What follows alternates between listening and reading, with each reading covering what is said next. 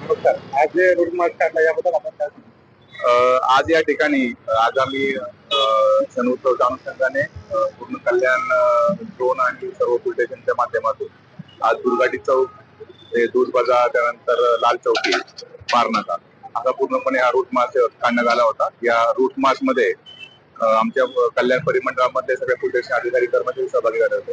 जवळजवळ 120 कर्मचारी अधिकारी या टोटल रूट मार्च मध्ये सहभागी झाले होते. त्याचप्रमाणे पोलीस स्टेशनचे व्हेकल्स असतील, पीटर मोबाईल्स असतील, त्यानंतर सीआरएम मोबाईल असतील आणि त्यानंतर वज्र व्हेकल अशा सर्व याच्यामध्ये हा सदर रूट मार्च या ठिकाणी आता काढलेला होता.